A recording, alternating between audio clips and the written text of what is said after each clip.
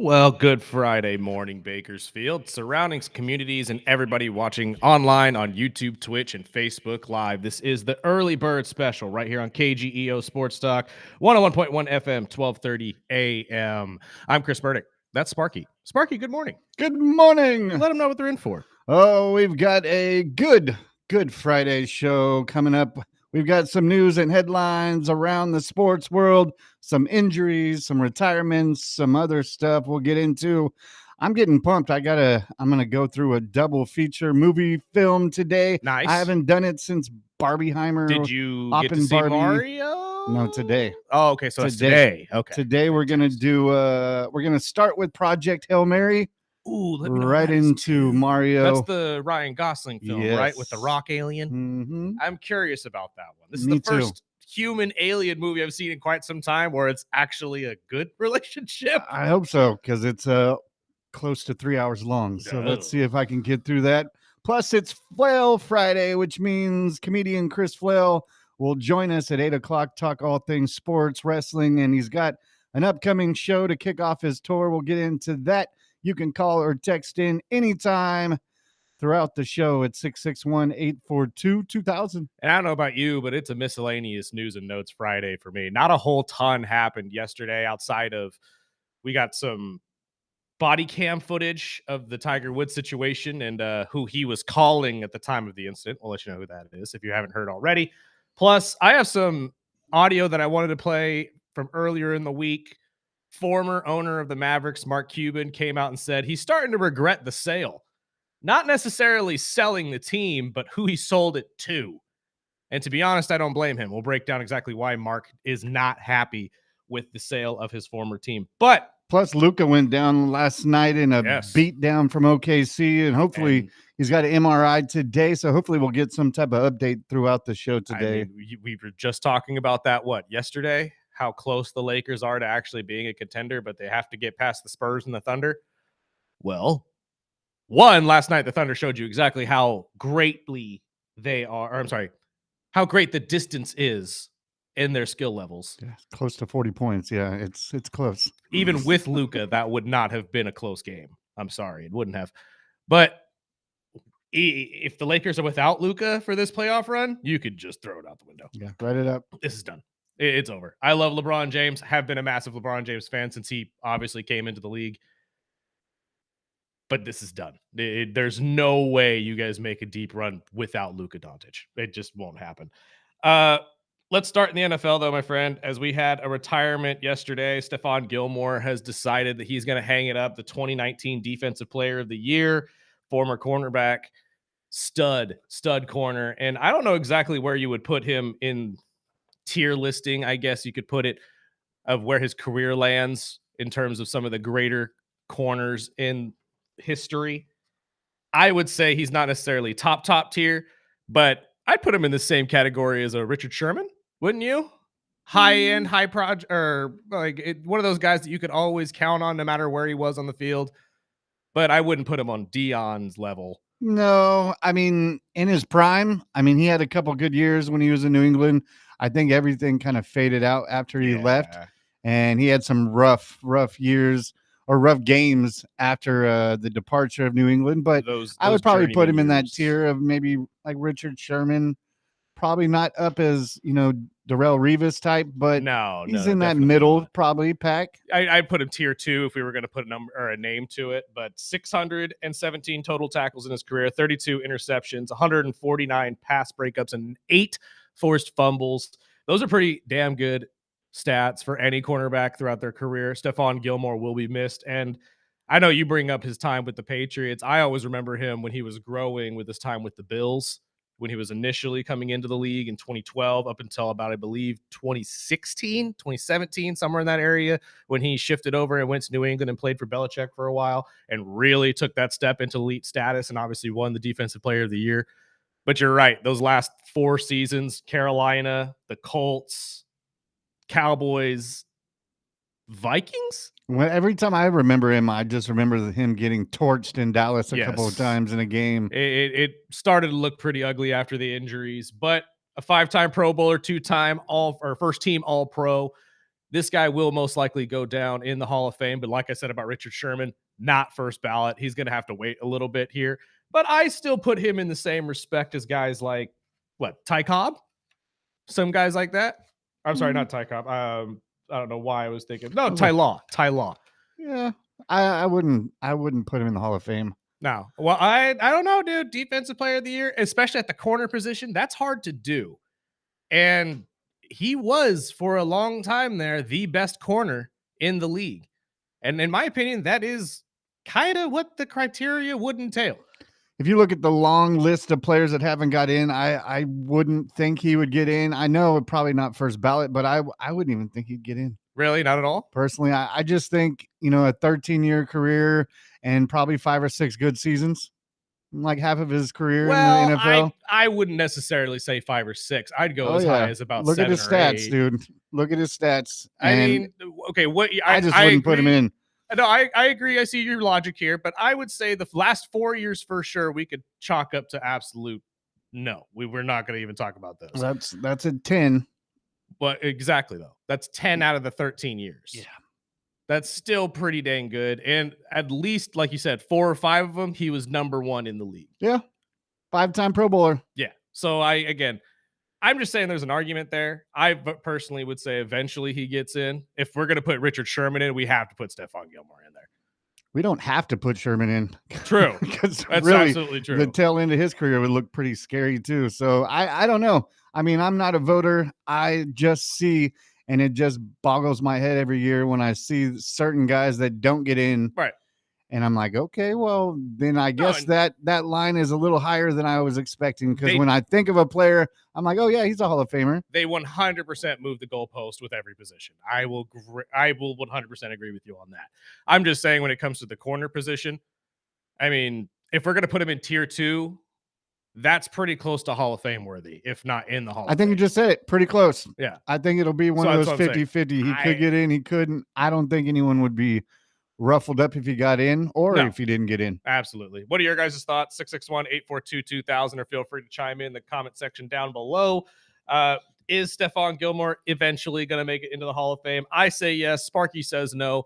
I see the logic why Sparky says no, because he's right. The last 4 years with the journeyman years where he was bouncing around from team to team, those were rough. But I still say that if you have the vast majority of your career as one of the better corners, if not the best corner, and he's won a defensive player of the year, which, let's be honest, that's a defensive MVP at this point, because they're never going to give the MVP award to a defensive player.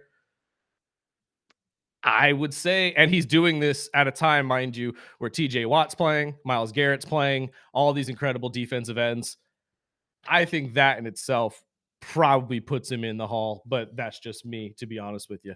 Let's shift over to one of the weirder stories, though, that I saw, because I never thought this would ever happen in the world of baseball, but Trevor Bauer's back.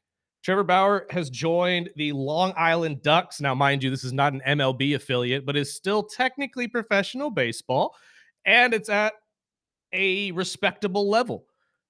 Trevor has been trying to claw his way back into the MLB since this entire scandal with him and the woman. And if you don't know the story, there was a sexual relationship between Trevor and this woman that was pretty dang physical. Let's just say that. Bruising in many different areas that probably shouldn't have been. She was apparently a plant, someone that was sent by a rival team to kind of disrupt the Dodgers and take their biggest piece off the board, if you will. And it worked. He was exonerated from all legal problems. But for some reason, the MLB and all of its teams have decided we're not going to touch this guy with a 10-foot pole, even though he was arguably the best pitcher in baseball for a while. But he's inching his way closer and closer. He started in China. He has moved to Mexico, and now he's back in the United States. If he makes it back to an MLB level, even if it's a minor league level, this might be a pretty cool just redemption story for one of baseball's most intriguing players, I guess. Because you got to remember, this is a guy who was on the mound that was literally striking guys out with one eye closed because he wanted to challenge himself. He has a whole YouTube channel right now, which probably pays him more than anything that he's made in baseball in the last couple of years, where he does that for fun, where he goes up against former MLB players and a lot of his, I don't know if he employs them. I don't know if this is a buddy's company or if he employs them. Regardless, it's called Momentum Baseball. And they just do interesting videos like that where Trevor and many other people are doing some wacky challenges. And it really just feeds into his personality type, really. But what are your thoughts, my friend? I mean, I know you're not necessarily that deep into baseball, but this is one of those stories that even if you're not a baseball fan, you most likely have heard about in the last couple of years. And he's getting ever closer to at least a U.S. team, hopefully giving him a shot. I just remember when I bring up his name, I just remember the rants he'd go on when it all was first happening. And deeper into the story, the more I got, the crazier the stories would get. And I'm shocked that he had the ability to keep his mind set and continue to play, whether it was overseas or not. I think it's a hell of a story. I don't think he'll get a chance in the MLB, but I've been wrong several other times. So I mean, he's got the talent to do it, but I just don't know if the league is going to let him. To be fair, age-wise, we're catching up to the point where he's not going to have the same stuff he used to have. So if this is going to happen, it has to happen soon. I just don't see it happening. It's a long shot. It is still an absolute long shot. This guy's been blackballed from the MLB for years. They, for some reason, just decided to run with the story and make this the reason they didn't want him coming back. I still think that there is a possibility, whether it's, minute, maybe even a 5% that's what Drake chance. Toll was saying this morning. That's what they call him, the black ball Bauer. Yeah. And he said there ain't no way in hell the MLB is going to let this kid come back in any form. But again, it's just like we've seen in many other sports. Money talks, and when your team needs a position player and you have no other choice, and it's one of those positions that they'll reach for if they can get a good arm. And for those of you who are listening right now and thinking this guy probably doesn't even have the stuff anymore to be a starter, doesn't mean he can't be your closer. Doesn't mean he can't be a setup guy. There are plenty of opportunities in the pitching position and that pitching bullpen in general that he can take that most likely he will thrive at. So again, I agree that it's a long shot. This guy has not been in the league since 2021, 2020, somewhere in that area. I want to say 5-6 years. But if he somehow fights his way back to the MLB, this is a movie, dude. It really is. I mean, think about it. One of the best young pitching prospects, started out in Arizona, of all places, then goes to Cleveland. It absolutely lights the world on fire. He then moves to the Reds, where he gets even better, starts with the weird stuff, all the swords and the eye-closing strikeouts and all of that. Then he goes to the Dodgers, and he's arguably the most talked about player in baseball. So much so that a rival team had to send a woman, and there's proof of this. Everybody's saying, oh, that's conspiracy. No. There is factual text messages, conversations between this woman and those players. I won't name them, but this was a plant to get Trevor in trouble, to get the Dodgers, or actually just to hurt the Dodgers. And the MLB, for some reason, even though, again, it's all been proven that this was the biggest I just remember the text we used to get from when we talked about that story. I remember Jeremy clear as day. This sick puppy, get him out of the LA. Look, man, it is what it is. I know that some people aren't happy with what happened behind closed doors, but that happens behind closed doors. That's their personal stuff, man. Exactly. And that was consensual. He wasn't beating her up. That was asked for. She did ask for it. That was literally asked for. So I don't get everybody's disdain for this guy. I really don't. Like, you cannot like who he is as a person and think he's a weird guy. That I understand completely, because he is. He's an oddball. So was Kobe. You guys all just think Kobe was a normal guy? No. He had the feet fetishes and all sorts of stuff that was going out. But that's personal. That is personal. That's personal business. That should never have been brought to light in the first place. Exactly. But we live in that 24/7. There is no, and the plant just makes it even a better movie. Yes. And see him This on is a mound, movie, dude. dude. If he can get one more chance as a closer for one season for a team just or for a contender, 30, I would 40, watch it. Even if he's 40 years old, like Tim Wakefield at that point, he gets anywhere close to an MLB team, AA, AAA, anything. This is a movie. Put a pirate patch on him. Let's go. Oh my God, dude. I'm telling you. And that's what I'm saying. Everybody, I mean, and you're right to think it, just like you were saying. There's no way in hell he makes it back in the league. No way in hell? Are we serious about that right now? CM Punk, we're living in a world where CM Punk went back to the WWE and potentially Vince McMahon too. We'll get into that. We lived in a world where Michael Vick returned to the NFL after a dogfighting suit and going to prison. Guys. I mean, there is a reason why we do Wild Thing Wednesday. Exactly. And this guy technically didn't do anything wrong. Technically. So the likelihood of this being a possibility, it's growing. Yeah, and if anybody's watching that new series DTF on HBO Max, it's right up in there, dude. DTF St. Louis. People are crazy, man. Let's take a break. We'll talk about some other things happening in St. Louis. NXT will be making a stop for Stand and Deliver this weekend. If you're a wrestling fan, you can check that out. Peacock, if I'm not mistaken, still has NXT PLEs. And we'll talk about that and much, much more on the other side. This is the Early Bird Special right here on KGEO Sports Talk.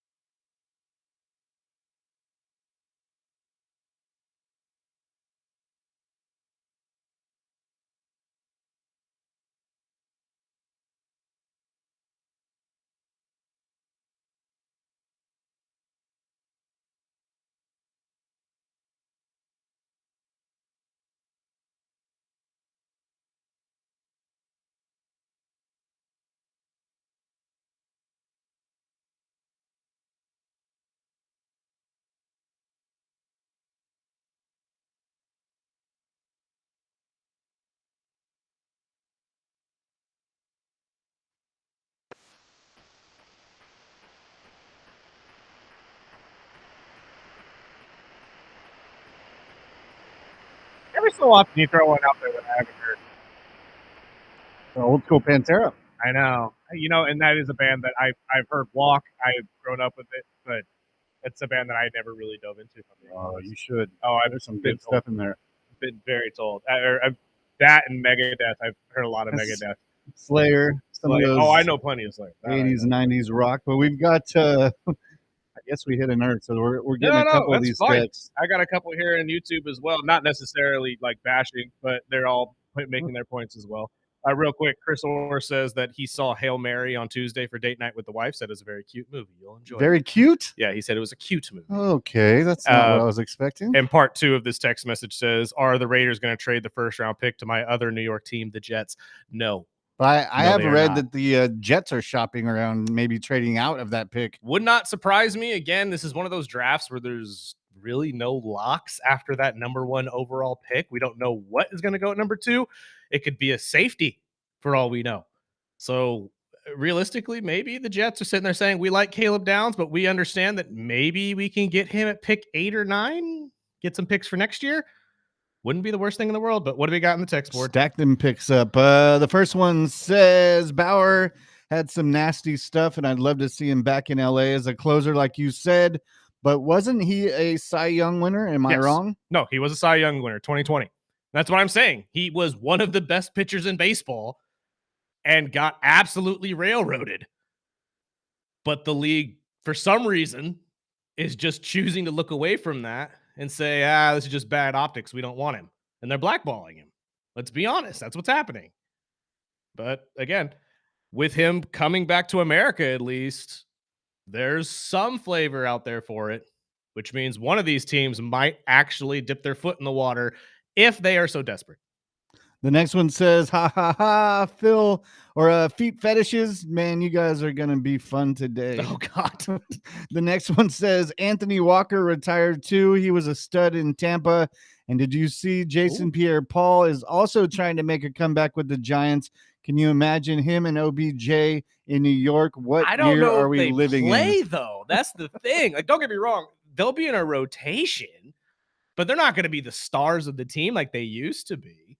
Although it would be fun to see them jump on and kind of help these young stars. Imagine Jason Pierre-Paul getting in the ear of Brian Burns.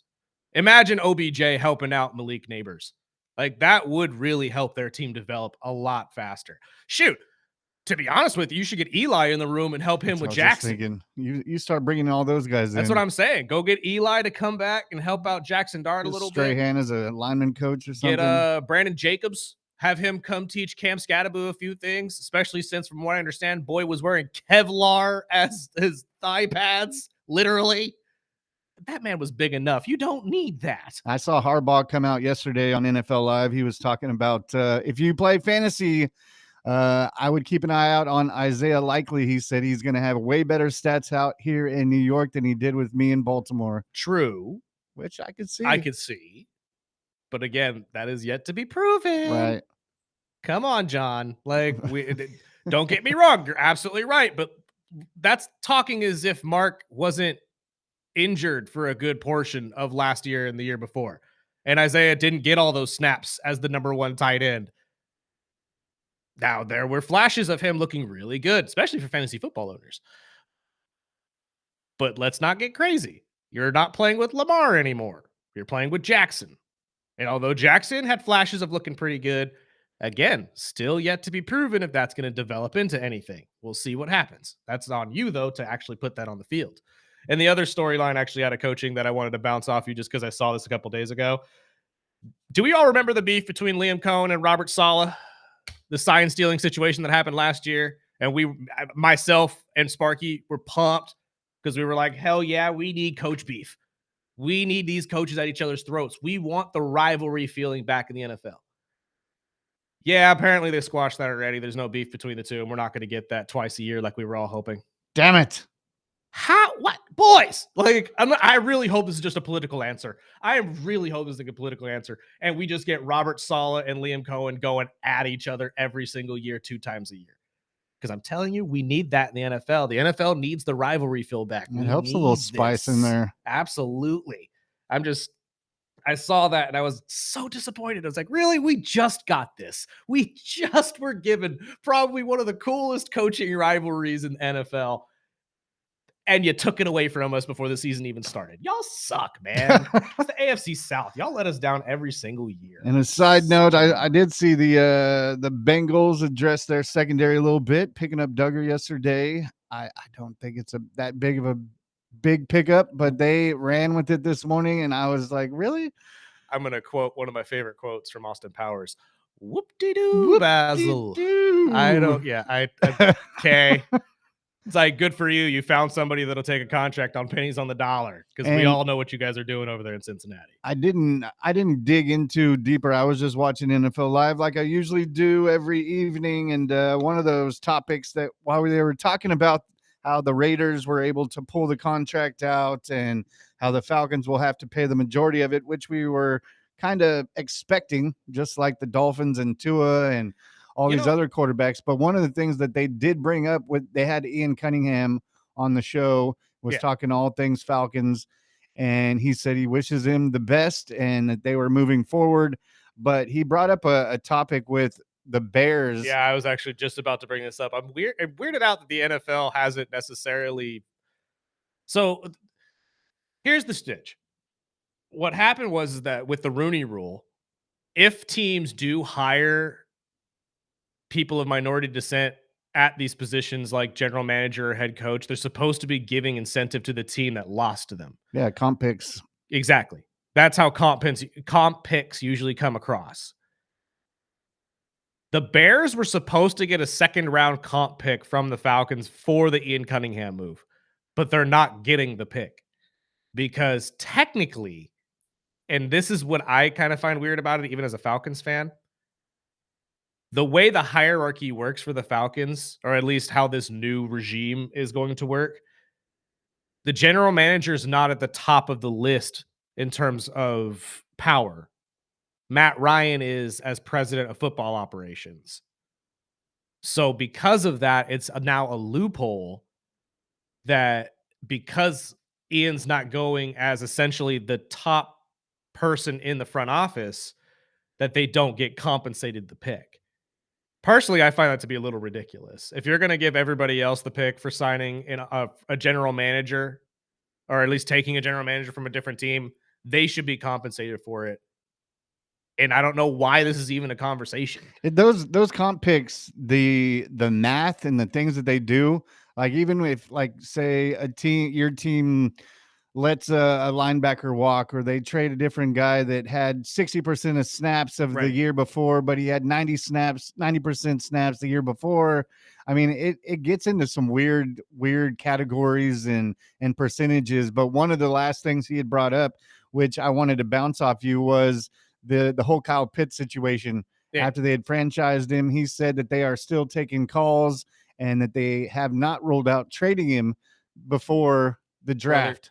I don't see it happening when you franchise a player like that. Usually it's for a reason. But what do you think? If we were going to move him, they would have used the transition tag like the Colts did with Daniel Jones. That's what I thought. But I'm thinking in my head, they're not moving him just because they want to see what this offense looks like this year. With him. Yeah, with him and with hopefully Michael Penix out there at quarterback. But I'm going to tell you right now, after the freaking jersey announcement yesterday, we gonna suck, dude. We are gonna suck. It could be worse. You could be a Dolphins fan, baby. This is true, but this has been one of the most weird. I don't even want to say this weird. This offseason has been weird. As a Falcons fan, just speaking from a Falcons standpoint, looking at my team, nobody else. What the hell are we doing? We signed Brian Robinson Jr.? Really? You wouldn't pay Tyler, but we signed Brian Robinson. Why? Are we looking to screw around with fantasy football fans this year? Right. Half of you were going to pick B. Robinson Jr. first overall. Oh, look, it's Brian, dummy. Great. The jerseys are whack. The uniforms look ugly as hell now, in my opinion. We're just the Cardinals. Like, you signed Tua Tagovailoa. I realize it's a team deal. We lose James Pierce, most likely, our best defensive star, because of his oh God, I want to use language I can't on the radio because he stupidly is acting out after a breakup. I forgot about that. And there's more coming from that too. I'll dive into that for you guys next week. I know nobody wants to hear it but me, but we're going to talk about it because it's a talking point in the NFL right now. But yeah, no, dude, Atlanta's going to suck. We are going to be absolutely awful next season. My only solace is knowing that everybody else in the division is the Saints, the Bucks, and the Panthers. And I can honestly at least sit there and say all of those teams are going to find a way to suck too. I'll put my money back on Carolina again. Yeah, no, I actually honestly would not be surprised if they win the division, just solely because they actually look competent in this free agency and are actually making moves that, I don't know, make a difference. I just thought it was strange for a GM type guy to come out after you franchise somebody and actually name him, one, and two, say we're still shopping him. Again, this guy's a rookie GM. That's the other thing that I want to highlight too. Don't like how this entire thing with the Bears is being handled, as I was just saying. But I also don't like that my general manager is going out there and, one, like Sparky is saying, naming players and saying, oh, yeah, by the way, we're still taking calls if anybody's interested. Anybody interested in Kyle Pitts? No? Damn. What are you doing? Oh, man. All that screaming is we really don't have a trade value for this guy, but we don't want him. And so anybody else? I would love to have him in Miami, but we're not going in that direction. But one other thing I wanted to bring up before the NFL, or within the flag football, which we've talked about, and we can get into that Cuban story because I do want to hear what he had to say. But the NFL's new pro flag football league could now take games on the road. Yes, literally, officials say they're exploring a portable pop-up stadium that can move from city to city as they are trying to get people interested in the product before the Olympics. Yep. Yeah. It's the exact same thing as the rugby story we talked about the other day. All they're trying to do is get more people, more eyes on the product so they can make more money on it and grow the league. It's a good thing. It genuinely is a good thing because it's going to open more doors for other athletes who, maybe don't make it in the NFL. They can go try a different sport. They can go try flag. They can go try rugby.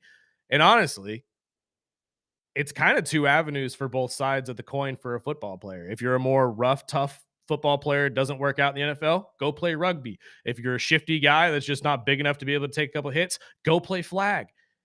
It opens up the avenue to both of those. It really does. And women playing in those sports as well. They finally get an opportunity to play football, at least in an area that people are comfortable watching them play it at. So personally, I think it's a good thing. I'm excited. I hope they come to Bakersfield. I'd buy tickets to that. I absolutely would. When we were talking rugby yesterday, we didn't get to that. We had a text that said, what are the chances of Bakersfield having a professional rugby team? I would go out there and watch it. I personally would go out there and watch it too. Honestly, with our past of picking up teams that are not necessarily full professional, but we love that feeling of it. Mm-hmm. Absolutely. I feel like Bakersfield would be a great place for a professional rugby team. I ran into Ryan Holt. He was saying, dude, when they first started hockey here, nobody thought it was going to stick. Nope. I remember going to those Bakersfield Fog games when nobody was going out there, and that picked up steam, and we're a huge Condors town now. Absolutely. And that's the whole point. That's what got us to those games, is when everybody just embraced it.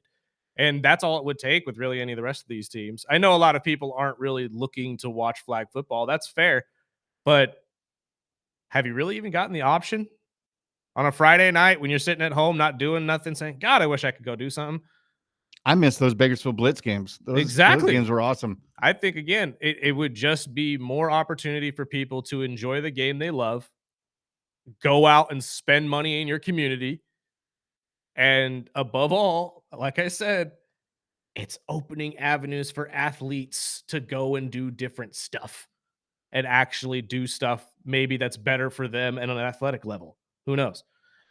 Before we take our final break, I told you guys we'd run down this whole NXT Stand and Deliver card that'll be happening this weekend in St. Louis. I'm telling you, dude, if you haven't started watching NXT, you need to. This is essentially their WrestleMania. This is their version of it. Usually it actually happens same weekend as WrestleMania, but they made a pivot this year. They're not having it in the same city either, which I think is actually a good thing. Again, much like we were just talking about with the other leagues, go spend money in your community. Go help out a little bit. It's in St. Louis? It's in St. Louis this weekend. That's where SmackDown is tonight, too. Absolutely. The Countdown show will have a really fun 10-man tag thing that they're going to be doing.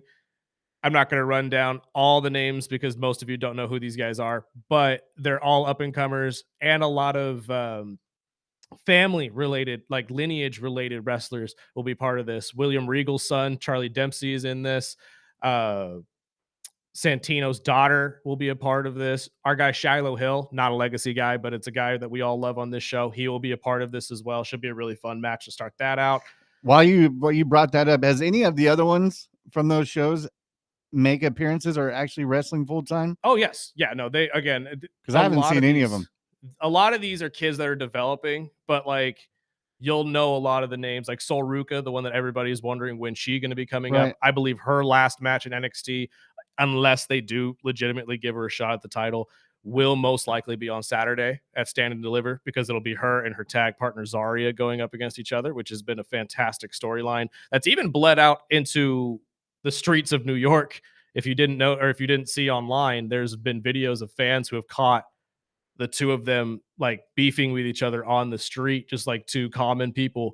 And everybody's like, what is going on right now? And then they realize, oh, it's Zarya who's not in her makeup, and Sol Ruka just continuing this beef and growing it and growing it. Because again, for some reason, the WWE is continuously just blurring the lines of reality and what they're doing. Like they're doing with LA Knight I right was now. just about to bring that up. LA Knight showing up on iShow Speed's stream and throwing which you him can into see the on camera. our Instagram page right now. Some other matches you'll see: Johnny Gargano, the guy that everybody has been seeing on the main roster, just plank everywhere because he's lost his will to wrestle because his tag team partner has been shipped out. He's wrestling? He is wrestling. He'll have a match at this against Miles Bourne. This is the deaf wrestler that everybody's kind of seeing as the next Randy Orton. He's very stylistically similar to Randy. A couple others: Tatum Paxley against oh God, what's her name? Blake Monroe. I apologize. That'll be a really fun one. Yes. There's a 3-way match for the women's title between JC Jane, Lola Vice, and Kendall Gray, who's an up-and-comer. And then the main event will be a 4-way match between Joe Hendry, the champion, my boy Tony D'Angelo, Ethan Page, and Ricky Saints, the 4 best male wrestlers most likely, or I shouldn't say most likely, the 4 best male wrestlers in NXT will be going up against each other for the belt at Stand and Deliver. So that'll be a really fun one as well, if you guys are so inclined to go check it out this weekend. Again, I believe it's on Peacock or Netflix, depending, but you have to check out your own providers for that. I'm not 100% sure. Let's take a break real quick. We'll get into some of these other stories, including Mark Cuban claiming he is regretting the sale of the Dallas Mavericks, not necessarily selling the team, but who he sold it to and just the direction that they have really led the team and all things that were promised during the sale. We'll talk about that on the other side. This is the Early Bird Special right here on KGEO Sports Talk.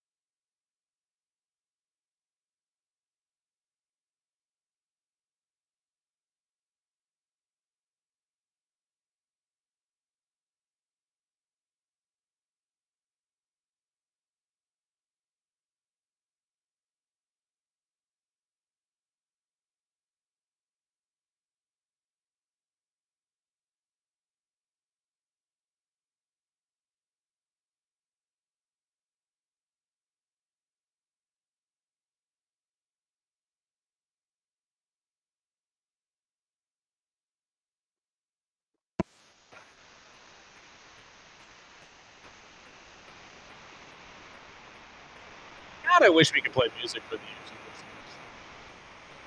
Because if not, every time we come in, I'm just bobbing. I just look like an idiot. And also, I realize it muffles the audio, which bugs me. Not sure why that's the case, but it is what it is. Welcome back. This is the Early Bird Special right here on KGEO Sports Talk, 101.1 FM, 12:30 a.m. Chris Flail will be joining us in the 8 o'clock hour. He might be staying the whole hour, actually. We got a ton to talk about, lucky. including the NXT card, the NBA, and the next couple stories we're going to talk about, because we got to talk about two of America's favorite billionaires, Mark Cuban and Tiger Woods. Which one do you want to start with, Spark? Let's go with the Tiger. Let's go with Tiger first. Let's get this out of the way. All right. Well, we've kept you guys abreast of all this Tiger nonsense, him rolling his car last week, and just like Randy Orton, who was he talking to on the phone? Exactly. Who the hell was Tiger on the phone with? And is it the same person? No. Although we're going to find out who Randy was on the phone with tonight on SmackDown, believe it or not. But we did see the body cam footage from the cops of the interaction between Tiger and the police after this entire incident. He definitely was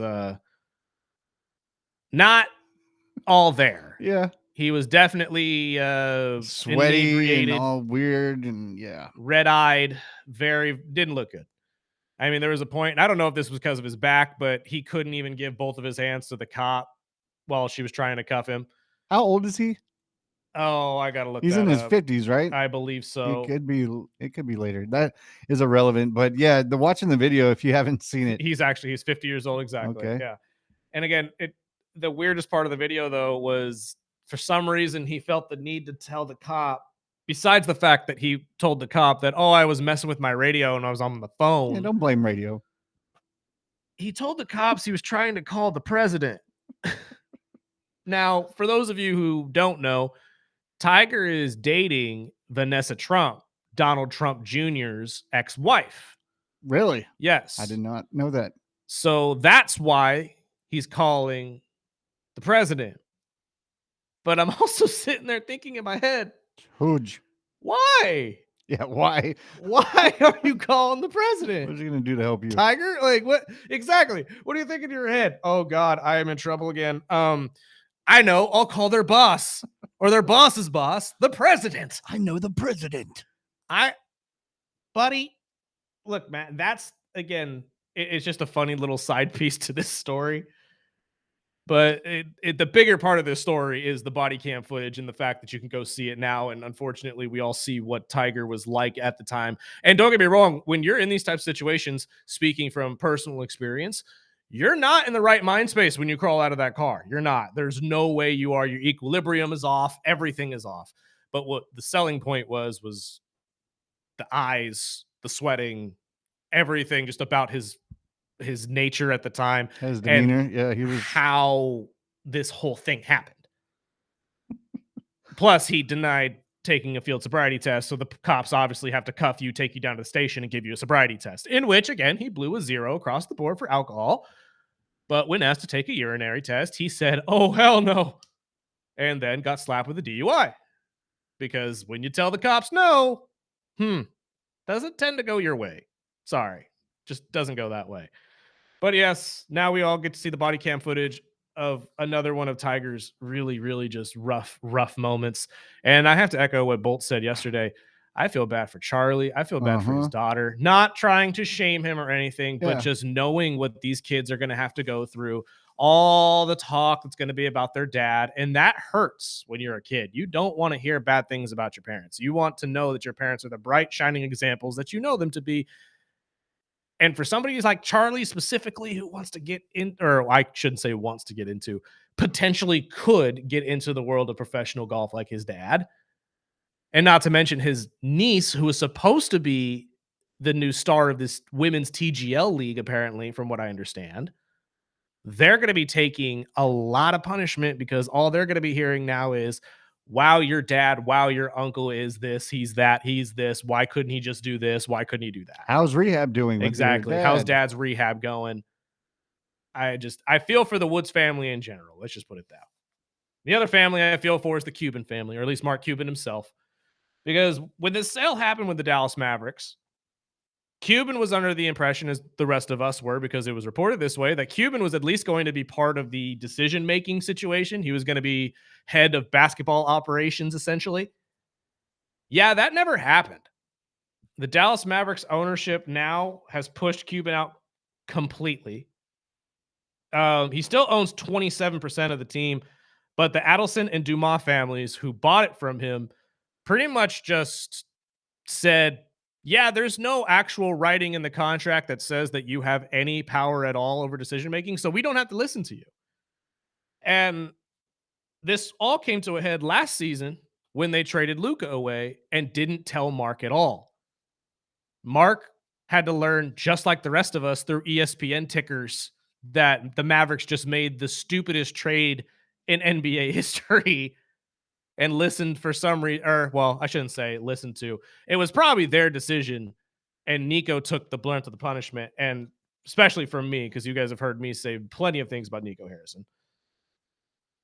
But now Mark Cuban has come out and said he's starting to regret this sale. Do we have enough time to play this real quick? Let's play the audio, and then we'll get our final thoughts before we get Chris Flail in here. Why did you sell the Mavericks?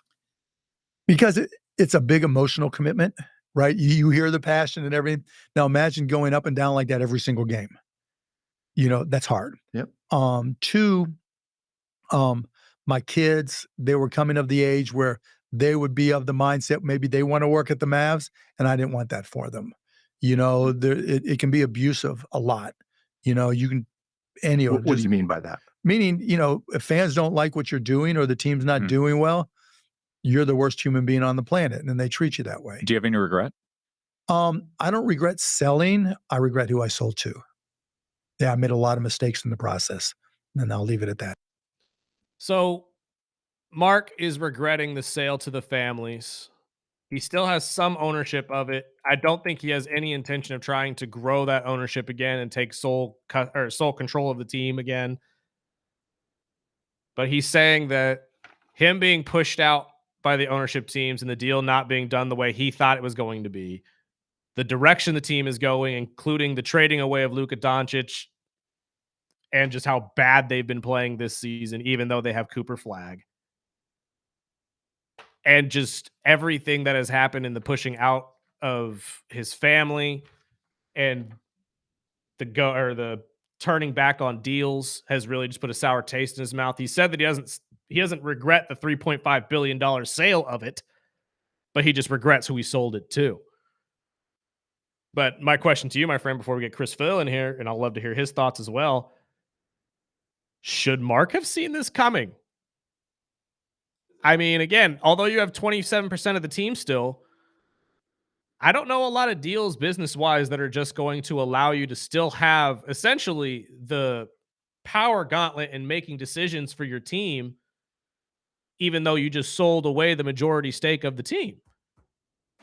So I think it's just a tough situation. I mean, obviously his heart is still involved when you own a team for that long. Right. And I mean, I miss the old Cuban Mavericks days, you know what I mean? Because that with Dirk, I mean, those were good times with Dallas, but you've seen, I mean, you can hear it from our boy Burdick. I mean, what's happened in those last 3 years since he's sold, it's been circus. Ugly. It's been an absolute ugly mess. And Cuban is a basketball guy.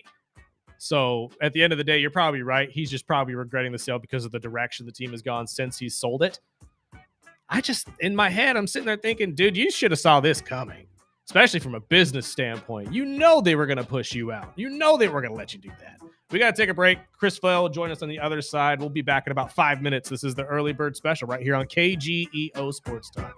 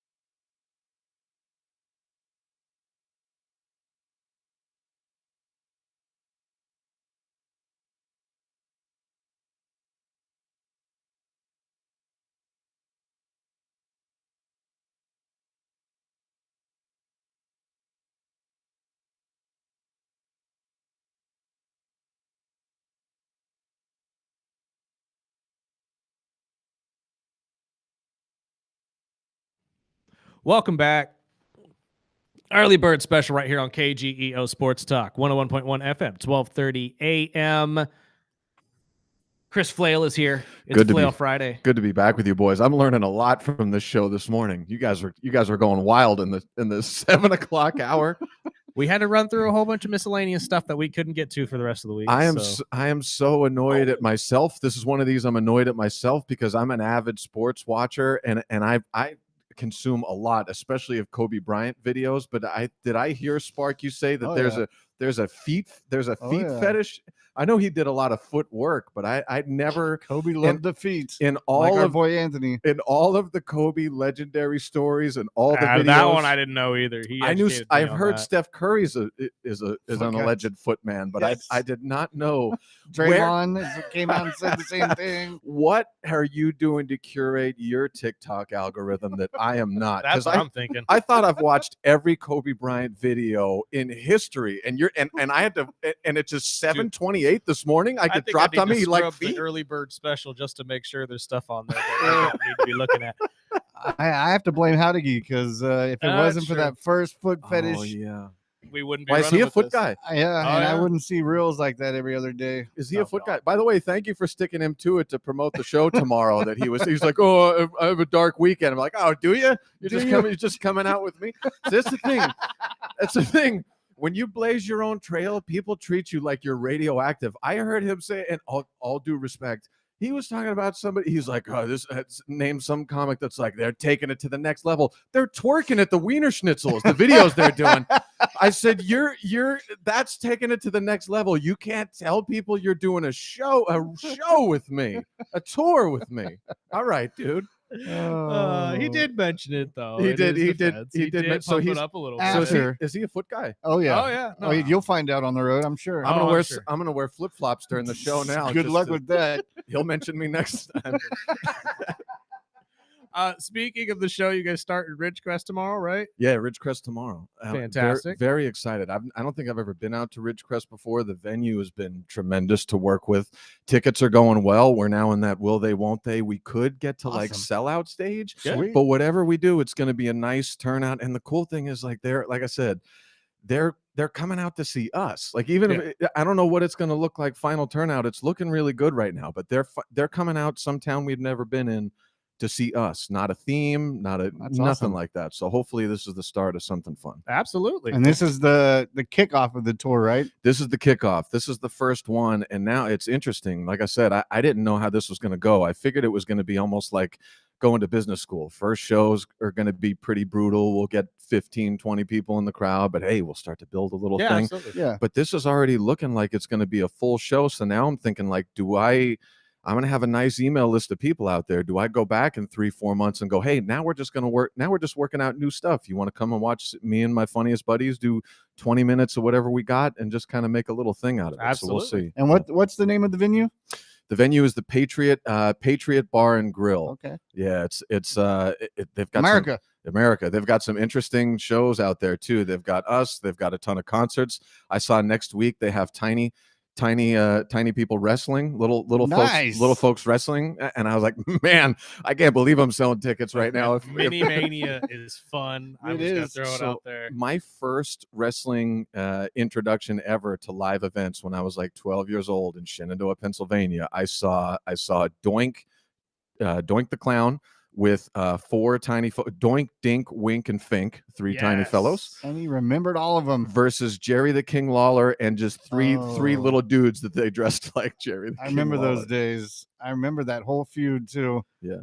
How was it? Oh, it was. I was 12, so it was on top of the world. It was the most amazing thing. Been amazing. Yeah. Again, the Vince McMahon era, and I don't think we need to go back to that. By the way, we might be going back. I know. We talked about it earlier. 2 hard references to Vince McMahon during Monday Night Raw this week. Yeah. Again, that's what makes me believe that it's on the table too. Mm-hmm. And again, was it you who texted us? Yeah, there were some rumors that after Mania that Stephanie and Triple H could be walking off. Get out. I can see them taking a break and going and being with family for like half a year to a year, but walking off, I can't see that as a I hope someday we get the Succession type documentary to find out what's going on between Stephanie and Hunter and her old man and Shane. Because maybe you guys know, but I can't tell whether they have a cordial relationship or whether she's the one burying him. I don't know. I think Stephanie has the better relationship with Vince, but Shane doesn't want anything to do with it.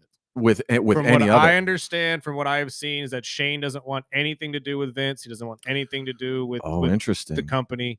Like there was even rumor that he was going to join AEW for a little bit. See, I thought it was the opposite. I thought it was Stephanie and Triple H that planted the flag in Vince's head, and Shane walked away. But I don't know. Again, all I know is that Shane wants nothing to do with the company itself. That part I know. I have seen that. Yeah. So Stephanie smacked the crap out of him last week when he brought up her dad. Absolutely. No one throws a slap like Stephanie. Maybe you're right. No. I'm misremembering how the relationship is, but again, I'm not in the room, so I couldn't tell you. I don't either, but it's so obscure. I just can't tell it from one day to the next. I think the storyline itself, just the possibility of him coming back, is just more fodder, getting people excited for WrestleMania. Though I don't imagine the pop.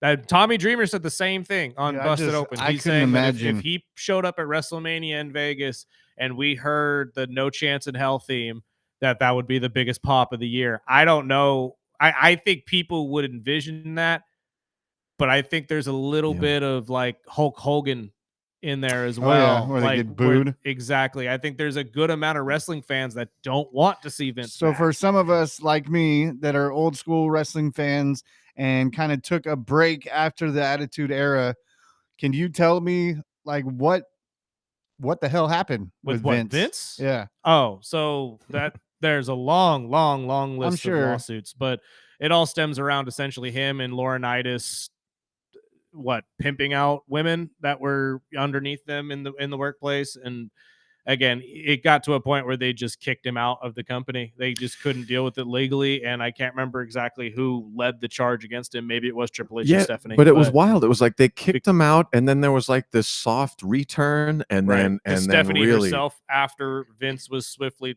moved out, Stephanie decided she was going to step down because of the namesake alone. People weren't okay with the McMahon at the top of the hill anyway. So that's when Paul, even though he was a McMahon technically at the time, right? But that's when Levesque jumped in and just took the reins. Well, and really, almost certainly, it's why we got the Cody Rhodes run that we got, is because after all that, the dust settles, and Cody Rhodes wins the belt. He finishes his story. We've got the bubblegum champion, and then Triple H comes out and makes the big announcement that this is a new era, and it's very much kind of walking the line, almost a little milquetoast for a while, and then all of it in a year and a half.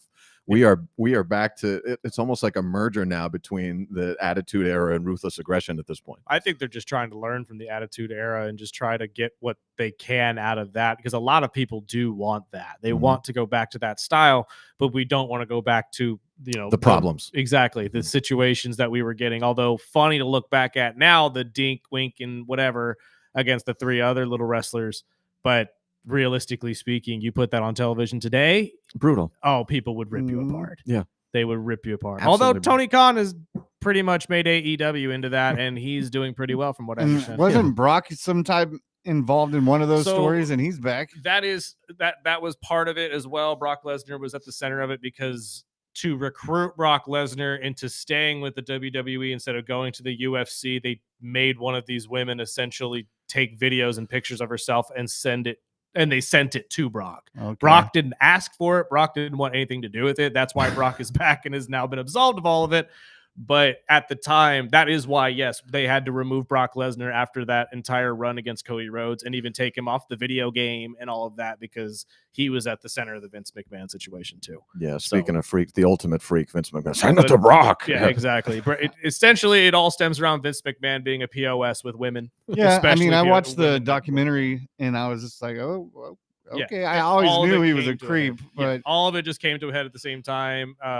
I know Laurinaitis, the right-hand man, also went down with this too. it's just an ugly, ugly situation. That's also why I don't think that we'll ever see him back, because it's far too early and people still haven't forgot about this. Well, and it rears its ugly head every month or two, and then there'll be some new filings or allegations or something, and then it kind of goes away. I just wonder if he's got it. These are just references to him having his hand in the storylines again, because there's been a dramatic shift recently. See, I don't know. Again, maybe the writers are just like, look, man, we've run out of ideas. We need some sort of flair to it. But you have Paul Heyman in that room. You have Triple H in that room. You've got a lot of guys and women that have been in the industry for years. I highly doubt they've run out of ideas. Right. I just don't see them reaching out to Vince McMahon. Although the rumors of him buying back in through TKO and all of this other stuff, just buying stock in it, there might be some validity to it. I just don't think it'll grow to the level where he's back as the Vince McMahon. Guy. No. Yeah, no, it just won't happen. Some type of character of some type. I know we got a big night of SmackDown out in St. Louis. They haven't released any matches, but just a bunch of promo type stuff, pumping up WrestleMania. We're supposed to hear who do you think is over the phone with good old Randy Orton? Oh God, you know what my vote is for. I hope he's talking to the old man to just come out and trash Dusty. I think there's a good possibility of that, especially with the promo that we got yesterday, and he's looking down at the picture. I was like, this has to be a family thing. Well, and I think he said at one time, wrestling has more than one royal family at the end of one of his on the cell phone promos. I think that would be a really cool way to build additional interest in separate bloodline story add to this match. So basically you just think Cowboy Bob comes out, makes an appearance, and they trash Dusty, and that's what gets this entire thing rolling again. I think it'd be a good way to do it, and it's a way to also see what happens. What does Cody Rhodes do? Does Cody Rhodes so Stephanie challenges Cody and says, you're not going to beat him unless you start to act more like him. He's known for giving the RKO to Cody's dad. So do you take the mantle and become more like Randy now and beat up his dad? Maybe, or because that's the other thing that I'm thinking in my head. What do you think the possibility is that Randy RKO's his own father? Oh, that would be hilarious. Just to show how ruthless he is like, I just took out my own dad. Well, what do you think I'm going to do to you? Just for the general younger audience to learn and kind of figure out who the dad is, and in real time learn and be like, RKO. It's like, oh my God, like what just happened? He did say his own grandmother. I know some of the big names that came out. It was Omos, that'd be funny, but he's doing a lot of stuff with AAA. And the other one was his dad. But Ted DiBiase would be interesting, especially with the exoneration of all of these lawsuits last week. But again, like Vince McMahon, like I said last week, I just think it's too early. Yeah, I was hoping it was Kevin Owens. That was one that I heard too. I miss that guy, man. He was one of my favorites. And it wouldn't necessarily be out of the cards because the last time we saw Kevin Owens was with Cody. Yeah, it was that really brutal match with Cody. So maybe it is. It would fold in nicely. I'm still holding out hope though that we get a little bit of Royce Keys. Yeah. I'm sorry, Royce Keys, Powerhouse Hobbs. I can't fathom why we're just going to get a heavy dose of jelly roll at this point. And with Jericho going back to AEW. Oh man, that bummed me out. Did you see the appearance too? Yeah, on Wednesday. He was like trying to get blood out of a stone to get the Winnipeg crowd to cheer. Like seriously, like it was so rough crowd. And I get it. Dude, every reactor I have seen that was reacting to that has all said, I thought he was going to WWE. What's going on? And it's a shame because I understand, and I maybe they want him to get choked out by Gunther, and I'm like, that's not the way that Jericho should go. And it is somebody who, again, blaze your own trail. I totally get that, but man, the roof would have come off the building if he returned to WWE. I think the storyline had a lot to do with the return because Jericho now has gotten to the point where he has controlled most of his stories, and relinquishing that to a company, especially a company that you may not fully trust right now to write you a good story, that's hard to do. Big time. So maybe that factored into it. He said, you know what? I'm just going to go back to AEW and do it my way. Yeah. Because I think that I can write a better retirement story than what WWE. Oh, and I totally agree. But selfishly, man, I would have loved to have seen the return. While prepping yesterday, I was going down all the matches for WrestleMania, which the more I looked at it, I mean, this is going to be 2 a weeks away, man. jam-packed hell of a WrestleMania. And I did get some rumors with the Penta ladder match. And it looks like it's going to be Evans, Dragon Lee, JD, and Rusev. Yeah, that's the picture that I've seen, the graphic that was put up. And I think that's already been set because that's what I was going to bring up to you guys. Apparently, I should have been watching Main Event on Wednesdays because all of these matches have actually been happening on Main Event to qualify for this match before Penta even announced it. Yeah. I had again another weird scheduling thing with the WWE that I really don't understand. I don't know, but potential match to steal the show. That's going to be an incredible match. And just so you guys know, I've been buddy baiting Rusev for about 2 weeks now. Lexi and I have become Instagram buddies with his wife, CJ Perry, also known as Lana, and she just started doing stand-up comedy in Los Angeles. So I've been slowly buddy baiting. Come on, hell yeah, come on, maybe we get him on the show or something like that. Absolutely. Come on, Rusev. That'd be awesome, honestly. I mean, is there any matches that really stand out for you that you're looking at and actually excited for? I want to see what else fills the card because, again, like you said, from top to bottom, it's stacked. All the title matches are tremendous. Punk and Roman, Cody and Orton, Vaquer and Liv, Jade and Rhea, Brock and Oba, Drew and Jacob, Sammy and Trick, Dom and Finn now, AJ apparently. and Becky, Finn and Dom, the Penta one we just talked about, Seth and Gunther. No and tag team matches at all. The women's. Oh, they're throwing the women's match in there? Yeah, it's a women's four-way with all four of them. Oh, wow. With the Bellas, with I know Alexa which and match is going to be the Charlotte. Stinker of the night. Right. I mean, they just don't work together. No, they don't. None of those tag teams work together. I would rather see the Usos and the Vision again. Yeah, to be honest. Or no. What happened to that one? It's not listed yet. That's not listed yet. Right now, we've got 12 matches though. So yeah, 12. I mean, Cody and Randy is going to be a dynamite match. That Penta ladder match is going to be incredible. Which one of these? Some of these got to get shaped off though. There's no way they go 6 each night. I don't know. Is that where they're at right now? We're at right now. 12, 6 and that's full nights. That's crazy. They're obviously not going to put on which one's Saturday, which one's Sunday until it's sold out, or right? Absolutely, because that's how they get people to buy the weekend pass. And no EO. They've got EO lands on her neck. Did you see that video? I did see that video. I was like, oh, I know, but she's a tough son of a gun, though. So I looked at it. So again, every time Michael Colum said every match says best wrestler we've got in the company. No WrestleMania matches. I took a look at it last night just for the sake of it. Has not won a singles match since January. We're going on 3 months since the last winning match. Was that against Rhea? Against Raquel. Okay. For the best wrestler in the company hasn't won a match in 3 months. It's like, what are we doing, guys? Well, at the same time, though, that's just usually what the WWE does before they set them up for a massive run. Yeah, so, that's which possible. I think she'll probably do with Asuka. That is a possibility, but I also see it in the future that we get that Rhea and EO match for the title because they're going to take that belt off of Jade. I feel like they're just building this entire thing, maybe to give Jade a faction. But at the same time, I think that Rhea is such a big star that it wouldn't surprise me that she takes the belt off of her still. Sure.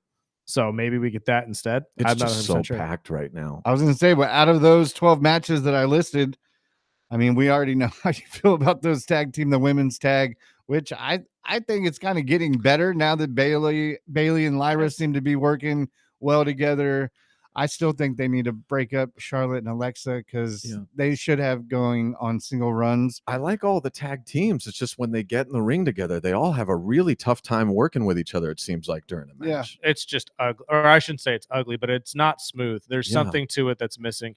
Now, if you make this a tornado match where everybody's working, you don't have to focus on one set of the women at one time, I think this would work out. But you can't just do a 4-way tag match. Yeah, they have it listed as a fatal 4-way. See, the other one that I'm wondering is Dom and Finn set. Are we 100% sure that's going to happen? That's what it says on their website. Oh, God. Or no, not in a sense that I don't want to see that match, but more I'm thinking in my head, there's no way we get 14 matches at WrestleMania because they're going to do the Usos and LA Knight against iShow and Vision. Yes. That has to happen, especially after the stream situation that happened yesterday. So that's going to get thrown on, which means that there's got to be another one that they have in the tank that they're waiting on. What are we missing? What? Danhausen? Julia. I mean, what are Julia the other and- titles? Well, Julia and Tiffy Tiffy. Time doesn't have a dance partner right Yeah. now. Well, so- there's some rumor around the IWC right now that the fan base isn't really happy with Tiffy, although we love her on this show and we'll Mhm. forever love her. Of course. we But stand. they're claiming that she doesn't actually love professional wrestling. You're kidding. I mean, oh my God. You're kidding. The immensely naturally talented athlete that had the whole wrestling world given to her at like 22 years old Yeah, doesn't when you- have the same passion as When you someone let who her go grinded. undefeated for a while, and then You've got to be kidding. she had to put a match over. You Maybe mean- you do put Tiffy and Julia there, though. I You- mean, it wouldn't necessarily surprise It's me. like, if you guys, go let then. it go. She got the belt at like 23 years old. You mean she's looking at Hollywood for when she's 27? Oh, be how perfect could for it. she? I mean, I would love to have EO. The Rock's run in the WWE was what, 3 years, maybe 4? Yeah, and it took nearly as long to get him going. Yeah. I mean, it really was not a long period of time that we got him or Stone Cold for that reason. But Yeah. everybody talks about them as if they were just gauntlets or not gauntlets. I'm sorry, Yeah. juggernauts in this entire gauntlet of wrestlers. And now imagine if they got it when they were 23 years old. I mean, Stone Cold had a whole career outside of WWE before, and then he was a worker nearly on the path to be a jobber before he got, and still only a 3-year run. And again, Imagine you give somebody all that at 23. Yeah, Thank of course God they're for not going Paul to love it Heyman. as much. and that's always what it ties back to is thank God for Paul freaking Heyman. He 'cause if might it wasn't save for Paul Austin Heyman- Theory, by the way. I don't know, dude. This vision thing's not working. Or I'm sorry, this pressure thing's not working. The picture vision they works, put up but- with the vision But this the morning. But the tag belts, just putting him just with Logan, not like the video of them in Puerto Rico eating a whole table full of food. He might actually get some shine out of this. that was actually a pretty funny video. But I don't know if it was a funny video just because I like them being goofballs together, Yeah. or if this is actually going to work as a wrestling Now thing. you throw Gunther and Speed in there with the vision. I'm like, man, you guys are reaching. Well, that's the thing is I guess we'll find out why Gunther attacked Seth on Monday. But boy, I'm having a hard time finding a KG's reason. right on it, dude. I think this is all just a deal that he made so he gets a chance at Brock at Smack. That's what I was SummerSlam. just thinking. Maybe they do add the 13th match, and if the 14th might be one that they throw in, and we get Braun show up and like a interrupt little- that Seth Gunther match. How long is Mania gonna be though? 7 matches a night? That would be dope. I mean, don't get me wrong. I'm not complaining because I don't want to see it, but that's just a lot of wrestling, and I don't think they've had a PLE that long in a long time. Next year's going to be 3-night WrestleMania. Usually their PLEs are what, 5? Yeah, 5 to 6. It's going to be Honestly, but it's WrestleMania. WrestleMania week at that point. Seriously, if They're gonna do TKO it. gets its Yeah. hooks in, it's going to be WrestleMania month. 100%. I think if it's time, I mean, if it was going to be any time of the year, it would be at WrestleMania. True, but I just that's just a long card. I'm Yeah. I'm just sitting there thinking in my head like That's when I was they're writing gonna it have to down. cut I out was the like, pre-show. crap, there is. It's Well, going no, to be because a you're full right. day And I mean, event. we talked about it with Kimball, but they're also promoting like 4 or 5 of these matches as the main event of the SmackDown. Right, that is the WrestleMania. thing. What We is don't it going even to know. start with? Is now a main event the first and last match? Is it? I mean, how Yeah, how are they exactly. going to How do are it? we really gonna And do what is really because they promoted 4 or 5 different main events for WrestleMania. Which one is really the main event by you're the way, looking forward to? As somebody in the comedy world, it does do my heart well to see how many main event. Everyone's a headliner, baby. I'm wondering. Everyone's too, the featured comedian. I'm wondering too, though, if some of these matches don't get thrown on Friday. Maybe they're counting the SmackDown matches on Friday with them as well. Maybe Finn and Dom ends up ending Friday night show or the Yeah. tag match instead. I think it'll be all promos. Yeah, they just come out and make appearances. Just I mean, promos. it Promo, could. promo. You never know. This But is the again, first time since we started the show when I usually prep the night before and see, okay, what's scheduled for the next, event. And this week, when you look at SmackDown, it was all promos. I know. I was like, what? They will it's be here. WrestleMania time, man. Drew and Jacob will be here tonight. It's Great. like, okay, cool. Great. Are We we going to already get a know that. match or are we going to get a talking or a standoff? Yeah, Because- exactly. You see Danhausen's video? He was walking around the buses. No. So he's walking around the WWE buses and he was saying, Mr. Triple H, I need my face on one. That's one wish. You're breaking the rule. You're breaking the rule to do Dan. You know how you start the Dan house. There you go. Now go. Now go. So he had said he does like 4 or 5, like he's walking around the whole parking lot and he sees the Tiffy and he makes little comments about him. Jake Fatu, he said, I'm not going to say anything about him. He's the cursed werewolf. I love werewolves. Yeah. And he goes around and he gets to the last one. He said, this one better have me on it. And it was Tiffy again. Hilarious. He said, you give Tiffy 2? Of course I you don't do. get It's one. Tiffy. So he's like, I'm going to find Triple H. By the way, they did a brilliant move. I don't know if you saw, but they're now selling Danhausen masks for $14.99. Really? You can buy what a brilliant move. They are going, and they said like they want to see them all at the show. So we'll see Hell Monday. yeah. I saw one on Raw last week. So they are going to break the bank with these Oh, yeah. $15. They're going to break the bank with him alone just because, again, it's I'll order something one right I after the highlighted when show. they signed him. The guy is a marketing gold mine. Yep. He really is. And his character is entertaining. That's why I honestly wouldn't be surprised if he's that like promo match that they always have, you know, that one with the celebrity that comes out halfway through the show just to pump each other up and say, hey, we got this many people to show up to WrestleMania this year. Yeah.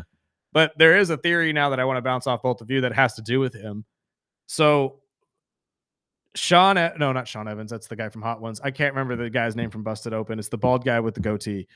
Sam Elliott. Sam Elliott. Sorry, it's the first thing that popped in my head. I don't know why. The dude, Sam something. It doesn't matter. The dude abides. Yeah, the dude abides. Sam Elliott's wrestling podcast. No, all the Darren would be Helmsley.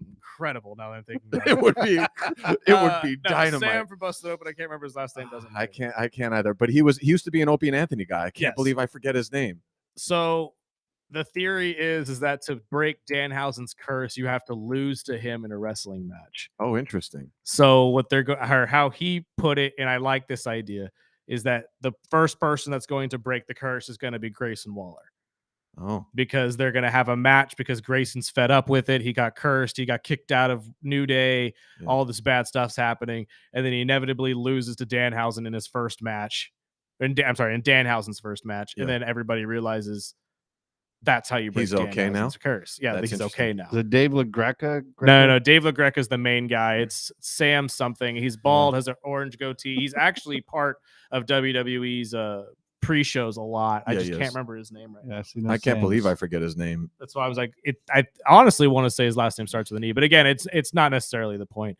What are your guys' thoughts on the fact that potentially they run that way with the Danhausen character, that you have to lose to him in a wrestling match in order to break this curse from him? I don't know that they're ever Sam Roberts. I don't know that they're ever going to have to put clear definition lines on it, because I think he famously, before he came to the WWE, his curses never worked.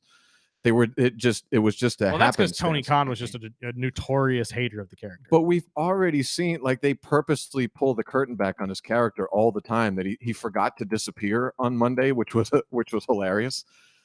I don't know that we ever. Sometimes it works, sometimes it doesn't. I think it's kind of fun for us to play along, and just when it happens to work, it works. Yeah, we could all just say, it's Danhausen's curse. That's exactly right. I hope they never put rules on it, that we just get to play along with this thing for as long as I would be surprised if we do see him wrestle. Really? You don't think he's going to wrestle ever? If it'll be in little bits and pieces if we do. Well, that's what I'm saying. I would love to see him have his first actual like wrestling match or in the ring at WrestleMania. Maybe he, does the good night Hausen to the Miz or something like that.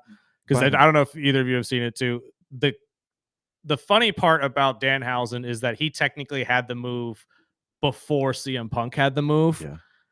So CM Punk had to pay Danhausen in ridiculous amounts of just stuff, comic books and stuff, to actually be able to use the GTS. Well, it's and there's so many gags you could do with that. Like imagine a Danhausen Mr. Iguana feud where he curses the iguana, and like and that's what I'm saying. That's the point I was going to get to. Is like that's how good of a wrestler this dude was. Is that he was really one of these guys that paved the way for a lot of other people to do what they're doing right now. Not to say that CM Punk wasn't wrestling before him, but it's just he's too good of a wrestler not to throw in the ring eventually. Mm-hmm.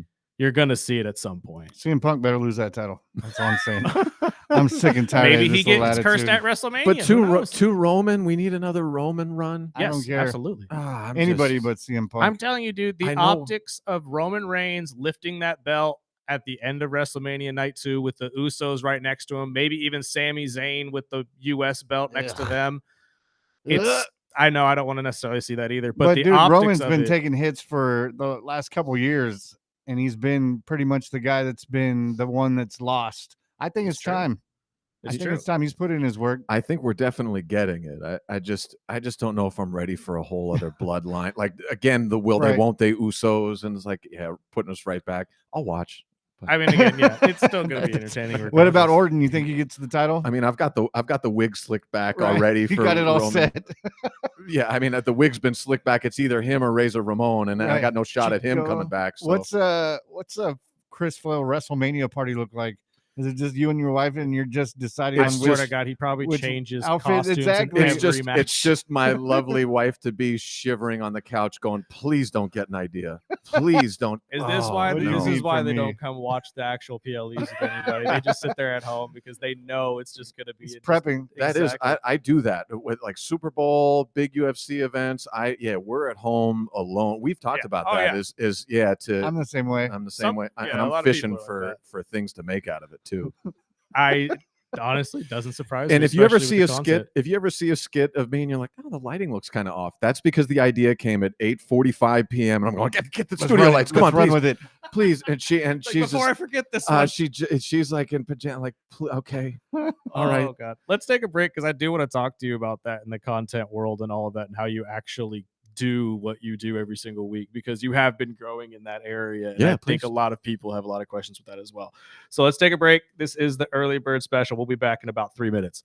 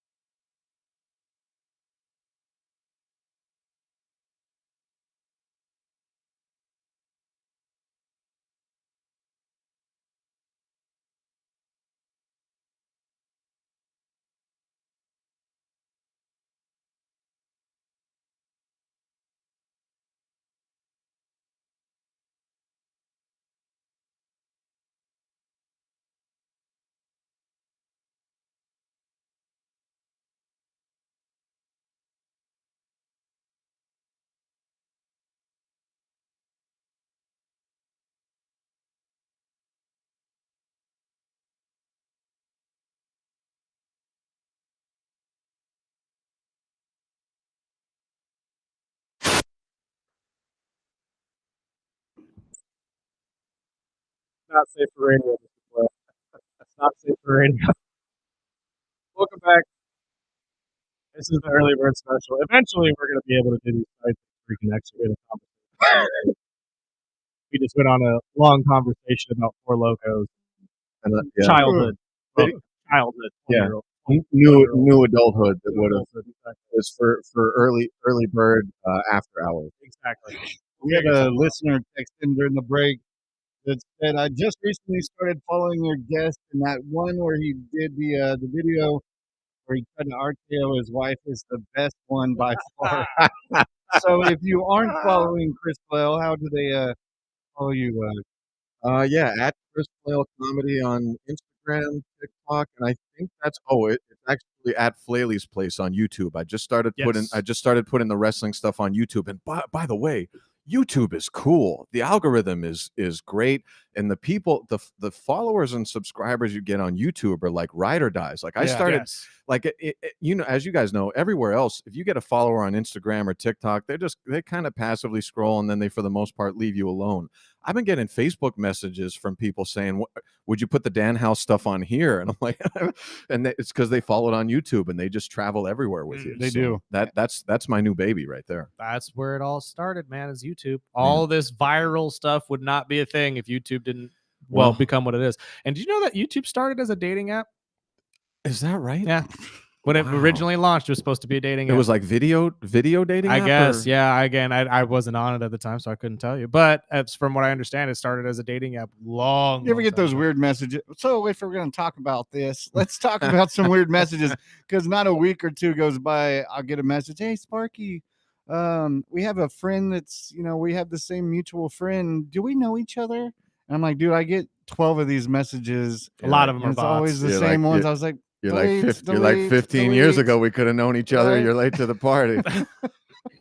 It's always the same. When I was a different man, we could have known each other. Oh, the dangers of social media. Right. You never know. You don't want to talk to people you don't know. That's the Yeah. one thing that I always tell people. My favorite is when I'll get one of those spam messages or get a friend request from someone. It's like clearly a spam bot, and I look and we'll have one mutual friend. It's always the same 5 or 6 dirt dogs that I know. That's when you know Exactly. your per friends can't stay off social media. And look, man, I'm not gonna lie. I've met a lot of people through social media, sliding into DMs. I will not lie about that. But I met my soon-to-be wife. Well, we Did met. you really? We met, and I didn't have any courage, and then I Like, hopped in the slid into DMs. Yeah, okay, hopped that's in the different though. You DMs. guys met in person first. I so met my that's wife. She was understandable. HR here at the radio station. Well, look at that. Tremendous. Look, You hear that? Sparky spoke for the fences. You baby. hear that, Billy, the producer? You still have a chance, brother. Not wearing that goofy You got- sweater. You guys have been sitting closer to each other. Oh, God. Talking about your social media though, and you transitioning to YouTube. I like that you are transitioning to YouTube because I think that's just going to grow you even more. But when you have these ideas, you were saying it before the break that sometimes you're spastically just trying to get stuff in order just to get it out. How Yeah. quickly do you have to get this stuff out? Oh, it's usually immediate for me. So usually I'll go. Because for us, like, sorry not to cut No, you off. please. For us, it's like I have to wait a whole day because of how YouTube works. We don't have YouTube Mhm. Premium or whatever the hell you need, so we have to wait a day to cut clips and actually throw them on social media. Oh, interesting. Yeah. So that's how I started. So I started doing the skits because we talked about a little bit of this, of me being in the improv and going, "Oh, I got to get my own following." So Right. the next thing I did after that is I started doing a little bit of skits, and then I started cutting stand-up clips together and putting those out. And you run out of those really quickly. And at the time, I was running a weekly show. Mm. I was like, "All right, I'll bring the camera to the weekly show, and then I'll do this thing." And then I caught myself like playing to the camera instead of playing to the room. I do that all the time. And cutting jokes and cutting things, and I'm like, man, I'm now compromising the one thing that I love purely. Like I'm day job Johnny. I compromise myself 10 to 11 hours every day, and then do this at night. And now I'm making a distilled version of what I really love to do here for the sake of how it looks online and how I can post it. I was like, man, I got to figure out another way to create something specific for those apps that then just allows me to do this. So I don't take a camera anywhere when I do stand-up anymore, but I do these skits. And the way that social media seems to prefer is either tremendous production value or no production value, as long as the video is clear and the sound is good. So I literally go, My fiance has a better cell phone than I do, so she shoots them all on her thing. I cut it, and usually from idea inception to it being posted is less than 20 minutes. Yeah, I mean, again, when you know what you're going to put out there, obviously it's a lot easier for you. Yeah. Have you found that you have to put different things on different platforms in order for it to stick? They work differently. I have noticed that. Like TikTok seems like whatever they like you for, you better do that. When you step outside of that, it just ramps you down immediately. And you'll see people that have like 3 million followers and their videos are now getting like 2,000 views. And I don't know what that is. Right. Instagram is tough. You can either find your own lane or go to what's trending. Seems to work, but it seems to make a decision on you pretty quickly too, and doesn't let you go outside of that too much, at least in my experience. And YouTube is new to me, but I like the way that their algorithm is structured, that they don't knock you out of the game right away. They give you a couple hours and they give you a little bit of head start. Like everything gets a couple hundred to a couple thousand views to get going. So I usually post everything on all of it, but it's been a long road for me with a lot of things that don't work. Yeah, and you have to learn, and I'm sure, and grow. And I've talked to other influencers that always it's either feed it, which is just make sure once you hit high, to continue to feed the content, but not over feed. Right. And then the other ones are, like you just said, keeping them topical on what is biting. Which ones are hitting, and continue to make those base hits, not try to hit home runs every time. Yeah, well, and there's a compounding effect too, and it's weird. Like it's different for everybody. So everyone has a different algorithm as what time of posting per day, what you post, how long it is. Everyone has a different thing, but there is a real compounding effect that once you start to get a lane and people start to it just gets a little bit easier every couple of months. And so I used to, when I started on Instagram, I would be spiraling out because I'd post something and days later it has 300 views. And I'm like, what is the point of this whole thing? The same thing with ours. Like there'll be times where we hit 2,000-3,000 views on one, and I'll throw it on a different app like YouTube or TikTok, and it gets nothing. And I'm like, what is it about this algorithm that you just don't? And you're like, why am I doing this? And Spark, you're up at 3:30 in the morning, and it's hard to have a dream at 3:30 in the morning. I've always said, like, when I wake up at 4 or 5, the first thought that goes through my head is, what am I doing, man? What am I? Why am I up this early? Why am I up this early? I What woke are up the odds? this morning, one of the cats swung at me, so I was like, that right? would have been a perfect video Yeah. if I could have got it. But at that time, I'm like, man, I'm running late. I got to hit the gym. I got to do this. I got to do that. But the cool thing is you're carving out the thing, and in a year or two, the spiral will happen when you only have 3,000 views. And but the problem is you don't even realize it. It's just, it's just a progression. You feel the same rage. It's just going a little bit incrementally better. Because that's the next question I want to ask you, because I see a lot of these influencers that will start in one area, especially in sports, but when that sport ends, they'll dive into a different one. There's a lot of guys that I follow now, like Benchwarmer Brand, who's fantastic. He'll focus mostly on NFL, but when NFL is not really hitting, he'll go to NBA stuff. Have you kind of thought about doing the same thing with yours? Since I know you focus mostly on wrestling content, but have you thought about starting to do some of these skits on maybe Mark Cuban's situation or anything going on in the NBA? Oh, I do that. I do that all the time. I drift into other things all the time. And because of that is I used to watch the videos of the guys that are like, they all sound like they have a cold. All those YouTube consultants of like, follow me to find out how to get, you want to go from 0 to 1,000 followers on Instagram, follow me. Like they all have that talk through their nose thing. I used to watch those. That's just Coke problems. You gotta get your hook and really draw them in the first 1 to 3 seconds. And I'm like, and I hated it. And I'm like, you know what? I'm just going to be myself. And what I used to say, I know this is stupid, but but that's the authenticity part of it that everybody loves. I used to say every day I'm going to come out and I'm going to stand outside with my arms out. And hopefully today you hug me back. And and so eventually you do those things. So I posted videos about March Madness already. I did them about the Olympics during the football season. I do them about the Eagles. The ones that don't work, I usually pull off and pull away and just. So you do pull some stuff off. Oh, I pull them. Yeah, I leave it greatest hits on there because I don't understand how the algorithm works, and I don't want to get penalized in case something's going wrong. Well, that's the other question I was going to ask too: is how does that work? If the algorithm sees that one didn't do very well, will it boost it for you, or will it penalize you? I don't know. know, but I did get flagged on YouTube yesterday because I posted my The Rock. I did a skit. Did you do the music with it? I didn't do the music with it, but I started with the black turtleneck chain, tight jeans. And while the skit was going on, because the idea was that Lexi had people coming over and she wanted me to change and not look like the 80s Rock. And so I started unchanged. So I took off the jeans and had sweatpants and a Project Rock shirt. And I don't know if it was a copyright thing for Project Rock or because I took my pants off during the skit that it flagged something like, oh God, this guy's taking his pants off.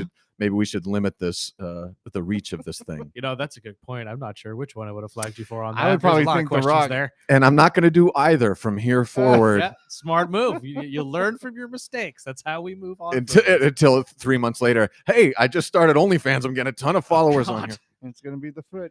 It's going to be the foot. Speaking of learning from mistakes, I know we wanted to talk about the Tiger Woods and Mark Cuban situation before we get out of here, and we're running out of time. So which one do you want to start with?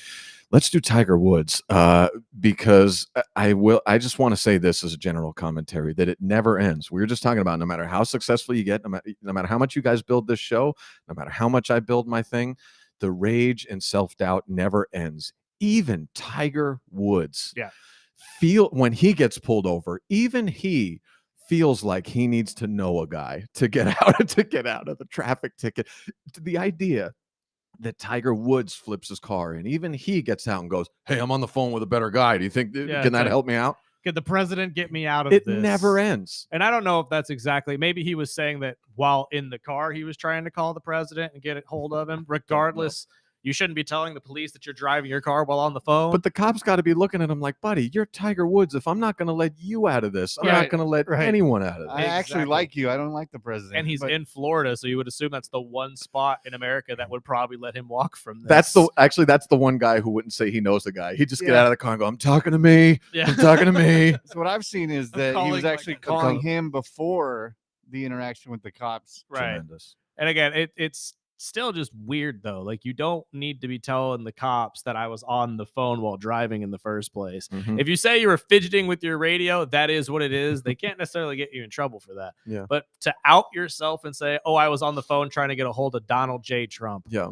Like, I wasn't drinking, I was texting. Hey, like, was this just a one-up that you were trying to sit there and say, I know the president, so you can't arrest me? Like, where was this? Was this in Florida? Yeah, it was. That's in a good Jupiter. move. That's good. It's a good move. Again, no one knows where he was going. No one knows what he was doing. And this is also, like Sparky said yesterday, the reason why he won't hire a driver is because he's afraid his privacy will be in danger. And SNL is going to run with that this weekend. I'm sure of it. And to clarify for the masses, you know what it's like to feel this disoriented because you've been in a car that's flipped before. Not because you've been hammered down at Pebble Beach. That is before. what started the Four Loko conversation, because he was like, by the way, have you ever had a DUI? I was like, no. It's like, well, then why did you say you did? And I was like, I didn't say I had a DUI. Tiger gets out hammered, and I can tell you guys.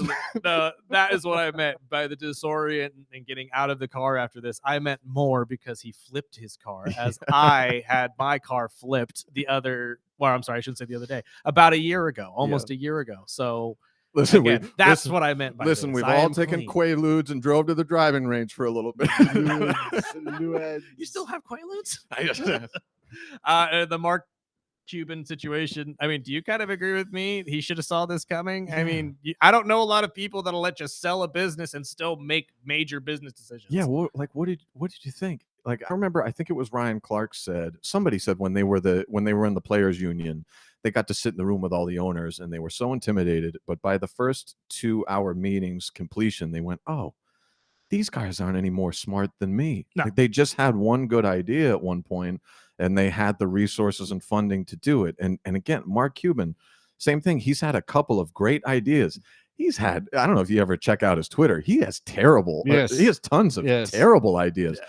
And he's had a lot of things that didn't work out, but he had a great idea during the tech boom and a lucky run. Yep. The pharmacy thing seems to be he's had a lot of good businesses, but we're not talking about the most brilliant man in the world here. No, and again, not that we should be seeing him as that at all. I give him credit as a businessman at least, but you're right. It's kind of like the Elon Musk situation. Like, should we really be giving him credit as a smart businessman or just as a genius human being? I think it's more of a smart businessman. Well, Yeah, I think it is the business side of it. The idea that you would sell 73% of your business and think that the buyer would still want to let you control it is just evidence to Right. And he had a host of, I'm sure, of lawyers and people that went through this and there's didn't explain nothing this. in the contract that said that he has power to make any business decisions, period. Which, by the way, I get that too. As soon as I got licensed as an attorney, I said I trust doctors less now because I am such an idiot. If I could get through this, because that's the thought I had too, is you signed over this company, you signed the contracts, but you didn't have your lawyers look over the contract clearly, because you would have known if you did that there's nothing in that contract that says you have those powers that you think you have. Or he runs everything like a party boy, like he's run the Mavericks for the last couple of decades and nobody wants to tell him, or he doesn't listen. Well, in the last minute, who you got Who do you got for the Natty NCAA? Oh yeah. I don't even care. You don't care. No I followers. don't care. I'll go. I just want UConn to win so Hurley can headbutt some more referees. And lastly, how do they see your comedy show this weekend? Come on out to Ridgecrest Patriot Bar and Grill. Would love to see you guys there. How do they get tickets? Yeah, tickets. Eventbrite.com. Chris Flail, respectfully, on Google, will take you to the Eventbrite site. Fantastic. Love Thank you, you, boys. sir. Appreciate you so much as always. We got to get out of here for the week, or for the weekend. I apologize. We'll be back on Monday, 7 to 9, as we usually are. Join us if you will. I believe the Major Laugh Monday guys will be back, as well as our guys Snacks, talking all things NBA and get you ready for the national championship as well. But until then, Sparky, let's get out of here.